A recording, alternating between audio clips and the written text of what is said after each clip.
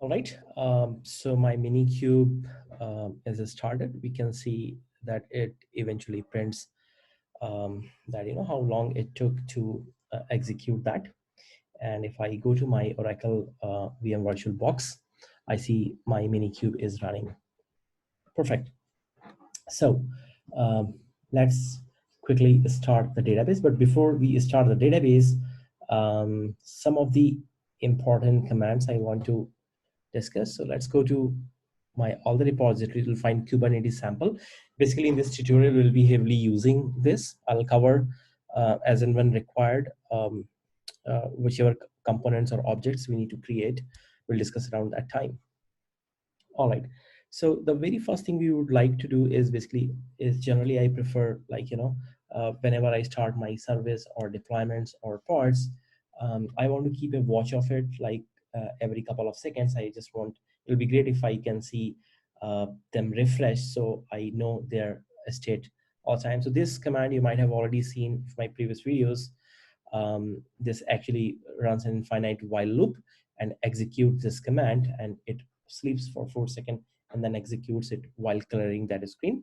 So which means I want to issue the command kubectl get services in this case, and just refresh it every 4 seconds. So let's set that up. Okay, so my first window, I want to see all my services. So right now, because there is nothing, there's only, okay, let me increase a little bit so this is more clear. Right, much better. Okay, let me do for this as well. Okay, so there is no other service running other than Kubernetes. And let's do for the deployment as well. Copy deployment. I'm gonna, okay, before doing anything, I mean, this is a Minikube property. You need to execute this command. So basically the shell is prepared and you can issue all these kubectl commands. So don't forget to basically in your shell execute this particular command. Put that in description, but just FYI. Perfect. So now I want to watch my all deployments. Right now I haven't done anything, so there is no deployments. And let's eventually see the pods. Okay. Now let me do the evaluate once again. Perfect. So, all right. So at any given point of time, my services, deployments, and pods, I can see I don't have to bother about executing these commands. Perfect. Now, you need to basically check out this code. I have already checked out in my IDE, and I'm here. So remember we talked about, I mean, let's don't miss the bigger picture. Our whole objective is to basically run the whole cluster where my Nginx server is running, which is service running in, and it's talking to Nginx pods, which you need to talk to the backend service, which talks to the database. And if you force any pods to crash, it should automatically a new pod should get created, which Kubernetes will anyway ensure, and our applications should work as is. So let's start the database very fast. So the very first thing we need to do is basically the config map we want to create. So whenever we are creating a database, we want to start with some basic properties like what's my DB name, username, and password. All these scripts are already there in this Git repo. So don't bother about too much details about it, but just understand as an overall picture that how you can run each and every component. All right.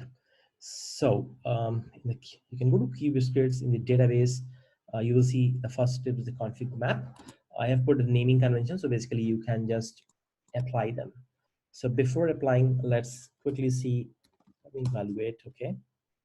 So by the way, I have given alias as kubectl alias as k. So instead of kubectl typing every time, I just put k. I think it comes very handy.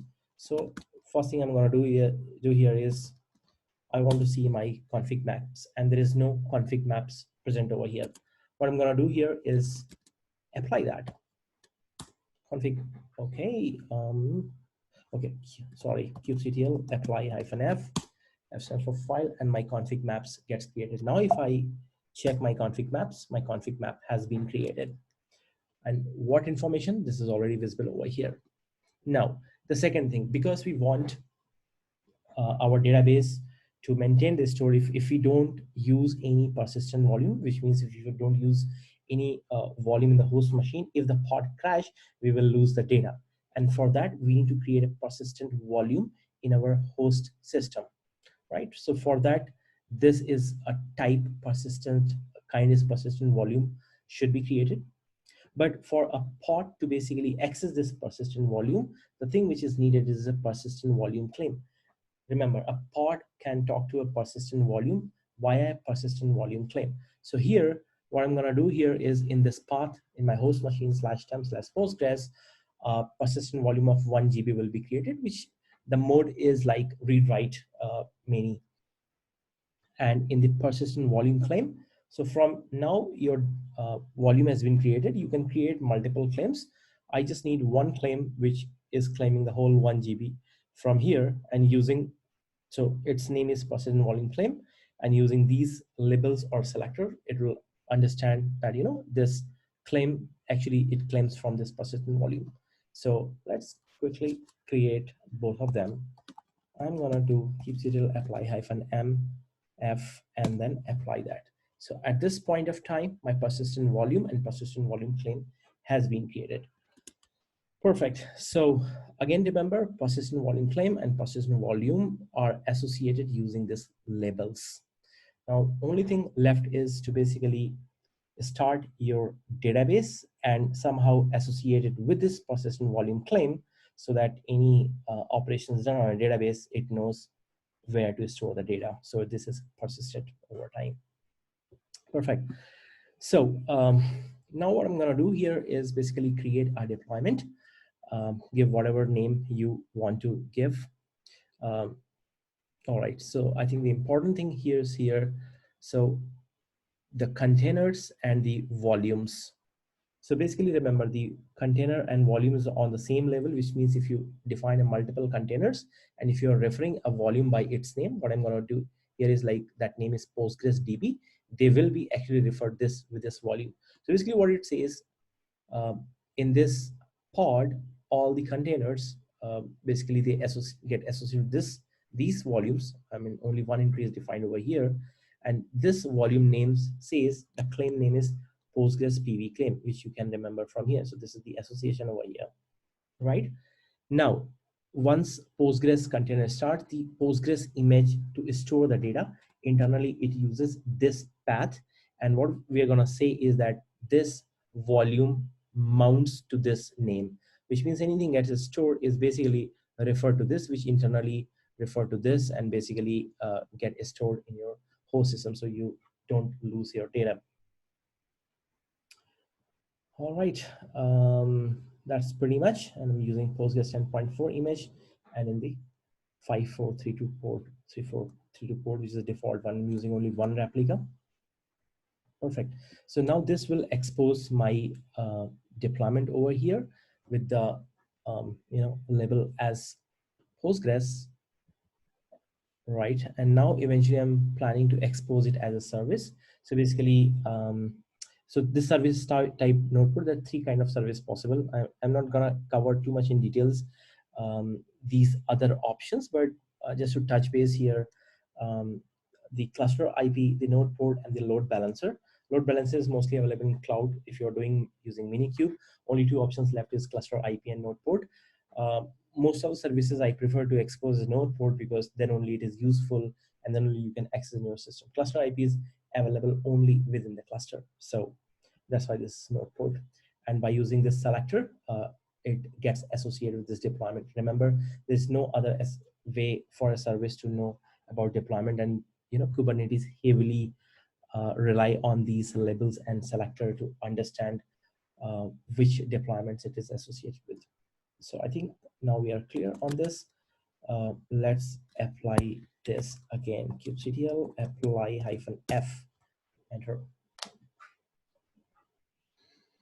All right, now we have seen that a Postgres service has come up, and a deployment has been created, which is, I see, is not in ready state. Let's wait for some time. And there is a container as well. All right, I see this is in running state. So which means our Postgres database is currently running. If you want to quickly see the logs, kubectl logs -f, this guy and database system is ready to accept connection. Very nice.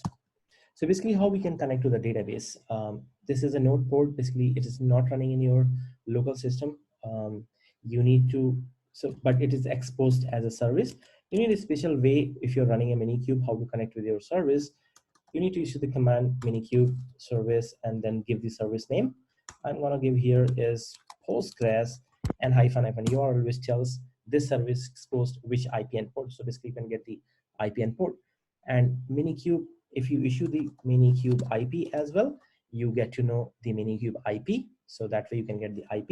But if you want to know the service port, this will also listed over here. So Postgres service is running on 30856 port, which is over here. So either with this command or by these other options, you can get to know which service is running at which port. IP always remains same because that's a Minikube IP. This may get changed. It may have 192.168.99.100, and maybe if you do a couple of times restart and all that, this IP may get changed, but this IP is same for all the services as long as they are running in a node port. Okay, so let's get connected to this guy. So I have a PSQL installed as a client in my system. I'm going to say this is the host. I need to get connected, and the port is 30856, and my username is Sachin. That's what I have given the config map, and my DB is my DB. Password 2456. That's in the config map. I am connected to the database. Okay, now you say /d or /l basically. All right, I have some information over here. Create table employee, create table my test, something like that. Name varchar 100. Let me see. Okay, table gets created. Insert into my test.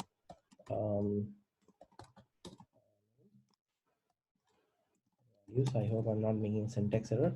Such an -1. Oops. I don't know whether it gets created. So let's start my test. From my test. Syntax error. Perfect. I think it was not created because I missed a semicolon. Let's try this command once again. Semicolon.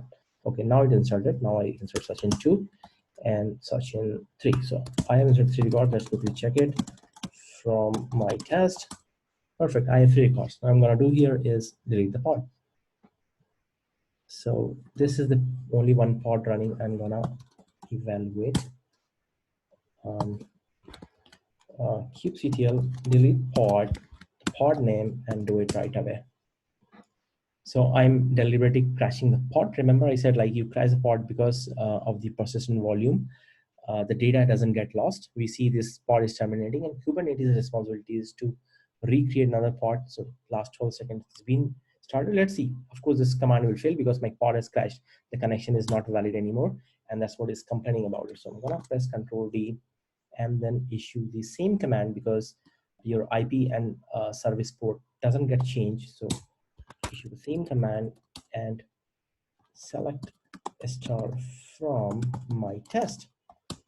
Perfect. I still have the same data. I haven't lost it. Even my pod has been crashed. So thanks for your watch so far.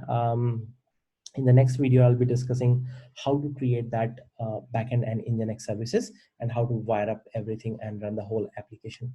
Thank you.